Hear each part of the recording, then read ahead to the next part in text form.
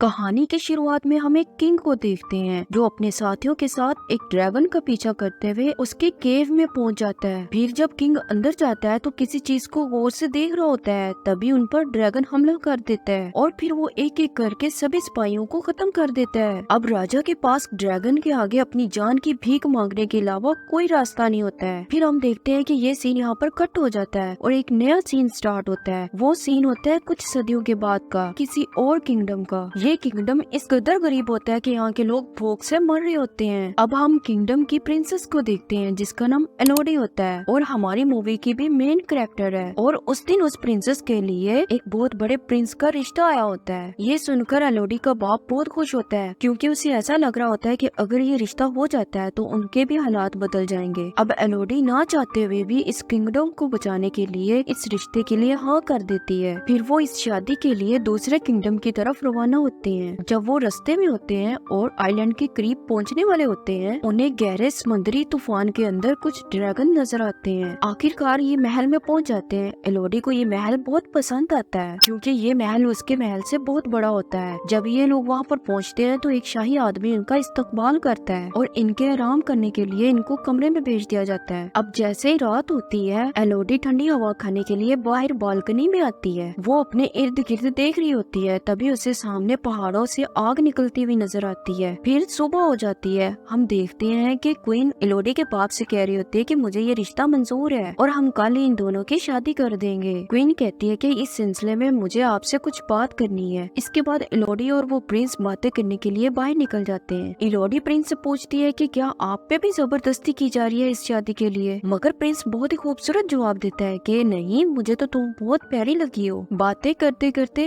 ये एक पहाड़ पर पहुंच जाते हैं। यहीं पर एलोडी प्रिंस को बताती है कि कल रात मैंने पहाड़ों में आग लगी देखी थी। तो प्रिंस बताता है कि हाँ, वो पहाड़ियाँ हमें बहुत इम्पोर्टेंट है। उन पहाड़ियों में हमारी कुछ अहम रसूमात होती हैं। अब जैसे ही हमारी शादी होगी, हमारी भी वहाँ पर रसूमात होंगी। दूसरी तरफ हम देखते हैं कि क्वीन से मिलने के बाद एलोडी की डैड बहुत परेशान होते हैं। अब एलोडी की बहू उसके बाप से पूछती है कि आखिर तुम इतने परेशान क्यों हो, मगर उसके डैड कुछ भी नहीं कहते हैं। ठीक है, तुम मुझे ना बताओ, मैं खुद ही क्वीन से जाकर पूछ लेती हूँ। जबकि क्वीन बहुत मगरूर होती है। वो तो एलोडी की मोम से कुछ बात ही नहीं करना चाहती थी, इस वजह से कि वो एक छोटे किंगडम से आई है। अब वो अपनी दोनों बेटियों के पास आती है और कहती है कि यहाँ पर कुछ बहुत बुरा होने वाला है। जब ये आपस में बातें कर रहे होते हैं तो ऊपर से इनके डैड आते हैं और किसी न किसी तरह उसकी मोम को अपने साथ ले जाते हैं। अब अगले दिन हमें प्रिंस और एलोडी की शादी दिखाई जाती है। वो दोनों एक सवारी पर बैठकर उसी पहाड़ों की तरफ रवाना हो जाते हैं जहाँ पर उसने कुछ दिन पहले आग लगी हुई देखी थी। और खैर, अब वो उस माउंटेन में पहुंचते हैं जहाँ पर हम देखते हैं कि इस किंगडम के लोग पहले ही उनका इंतजार कर रहे होते हैं। यहाँ पर क्वीन एलोडी को एक ड्रैगन के बारे में बताती है कि यहाँ पर एक ड्रैगन रहती है जिसने आज से 100 साल पहले यहाँ पर बहुत तबाही मचाई थी, जिसके बाद हमारे राजा ने उससे लड़ने का फैसला किया था, उससे बदला लेने का फैसला किया था कि आज तक इससे कोई नहीं जीत पाया था और हमारा राजा भी नहीं जीत पाया था। फिर वो बताती है कि हमारे बादशाह ने हमारी जान बचाने के लिए उस ड्रैगन से एक डील की कि वो अपनी तीनों बेटियों को इस ड्रैगन को दे देंगे और वो बदले में इन पर कभी हमला नहीं करेगी। क्वीन एलोडी और प्रिंस दोनों के हाथों पर कट लगाकर आपस में मिला देती है और आज से तुम दोनों एक दूसरे के लिए हो। प्रिंस एलोडी को गोद में उठा लेता है। एलोडी शर्मा भी रही होती है लेकिन वो बहुत खुश होती है। प्रिंस एलोडी को उठाए हुए थोड़ा आगे आता है और उसे खाई में गिरा देता है, जहाँ गिरने के बाद एलोडी बेहोश हो जाती है। जैसे ही उसे होश आती है, वो मदद के लिए चिल्लाती है। उसकी चीखने की आवाज सुनकर ड्रैगन जाग जाती है। अब एलोडी वहाँ पर और भी लड़कियों का सामान पड़ा हुआ देखती है। अचानक एलोडी को हवा में आग नजर आती है। वो जब उस आग को देखने के लिए आगे बढ़ती है तो वो देखती है कि कुछ कीड़े आग से जलकर मर गए हैं और वो आग ड्रैगन ने लगाई होती है। एलोडी ड्रैगन को देखकर बहुत खौफजदा हो जाती है। ड्रैगन एलोडी से उसका नाम पूछती है। नाम सुनने के बाद ड्रैगन कहती है कि तुम यहाँ पर एक डील के तहत आई हो और आज तुम्हें मैं मार दूंगी। ड्रैगन कहती है कि क्योंकि मुझे तुम्हारे खून से शाही खून की स्मेल आ रही है। एलोडी वहाँ से भागने लगती है। यहाँ पर ड्रैगन उसे भागता हुआ देखकर उस पर अपनी आंख से आग निकालकर उस पर हमला कर देती है। फिर एलोडी बचते बचते एक छोटे से केव में आ जाती है, लेकिन ड्रैगन की आग से वो पूरी तरह से बच नहीं पाई थी, बल्कि उसका पाँव बुरी तरह से जल गया था। एलोडी अपने कपड़े फाड़कर अपने पाँव के जख्म पर पट्टी बांध लेती है। जब वो थोड़ा आगे जाती है तो उसे ब्लू कलर की लाइट नजर आती है। दरअसल उस दरख्त पर नीले रंग के चमकने वाले कुछ कीड़े होते हैं। यहाँ पर एलोडी को एक आइडिया आता है। वो अपने अपनी ड्रेस को फाड़ती है और एक पोट बनाकर उन कीड़ों को अंदर जमा करती है ताकि जब वो आगे जाए तो ये कीड़े उसके लिए रोशनी का काम करें। गार में वो देखती है कि बहुत सारी लड़कियों के नाम लिखे हुए हैं, जिनको देखकर वो समझ जाती है कि यहाँ पर बहुत सारी लड़कियाँ जान की बाजी हार चुकी हैं। वो इन सब चीजों से बहुत थक जाती है, इसलिए सो जाती है। लेकिन जब सोकर उठती है तो वो अपने जख्म पर उन्हीं कीड़ों को देखती है जिनको इसने जमा करके रखा हुआ था। इलोरी बहुत घबरा जाती है और वो अपने जख्म से सभी कीड़ों को उतारती है, मगर वहाँ पर वो ये देखकर हैरान होती है कि अब उसका जख्म बिल्कुल ठीक हो चुका है, यानी कि ये कीड़े बहुत काम के होते हैं। वो इनको लेकर आगे बढ़ती है, मगर हम देखते हैं कि वो रास्ता नोकीले पत्थरों से भरा होता है। ये पत्थर लगकर वो मर सकती थी। वो अपने दर्द की परवाह न करते हुए उसके ऊपर चढ़ना शुरू कर देती है। वो बहुत मुश्किल से उसके ऊपर चढ़ रही होती है, लेकिन आखिरकार वो ऊपर पहुंच जाती है। लेकिन अफसोस, ये रास्ता उससे भी ज्यादा खतरनाक होता है। वो जगह पहाड़ की चोटी होती है और नीचे उतरने का कोई रास्ता नहीं होता है, इसलिए वो वहाँ पर रोने लग जाती है। तभी वहाँ पर उसके सामने वो ड्रैगन भी आ जाता है। अब इससे पहले कि ड्रैगन उस पर दोबारा हमला करती, वो गार के अंदर आ जाती है। अचानक इलोरी को गार के अंदर से अपने बाप की आवाजें आनी शुरू हो जाती है। ये आवाजें सुनकर ड्रैगन भी उसके डैड को देखने के लिए अंदर की तरफ जाती है। यहाँ पर इलोरी भी अपने डैड की तरफ जाने के लिए नीचे उतरती है। उसे रास्ते में बहुत ज्यादा गोल्ड नजर आता है और ड्रैगन के 3 अंडे भी। ये सब देखने के बाद उसे पता चल जाता है कि बादशाह ने ड्रैगन के अंडों में से बच्चों को निकलते हुए देखकर उसे मारने का हुक्म दिया था, और बादशाह की इस हरकत की वजह से ड्रैगन आज तक उनसे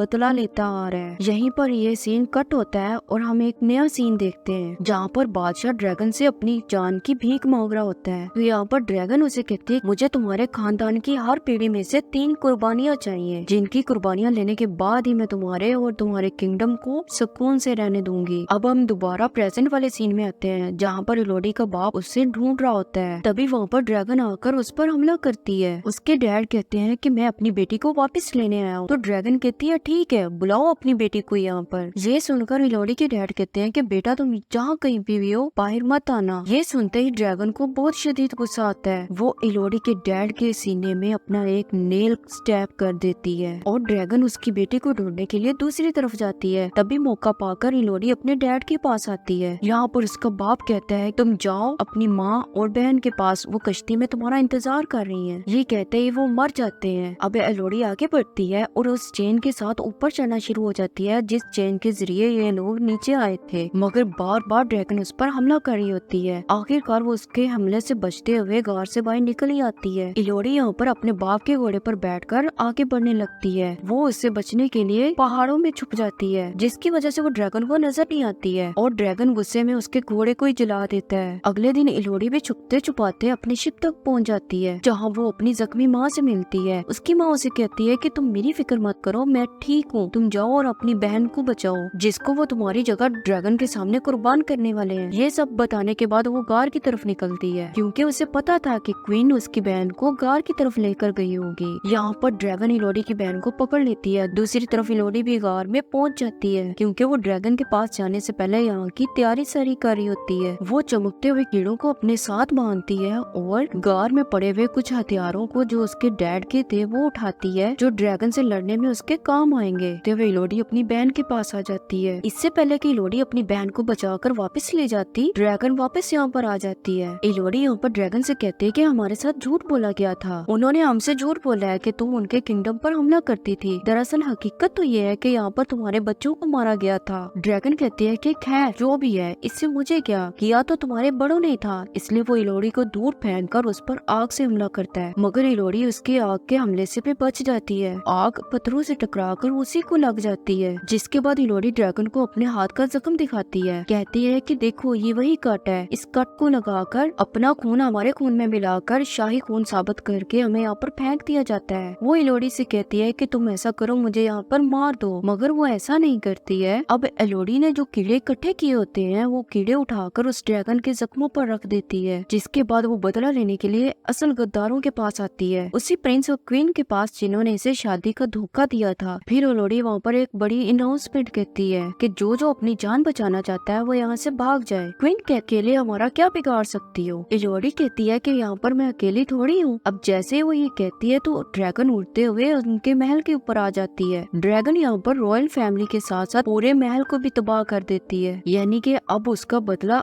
असल में पूरा होता है। कहानी कहानी के आखिर में हम देखते हैं कि इस फिर ये लोग अपने किंगडम की तरफ निकल जाते हैं और वो ड्रैगन भी लोडी के साथ जा रही होती है। इसी के साथ ये कहानी यहाँ पर खत्म हो जाती है।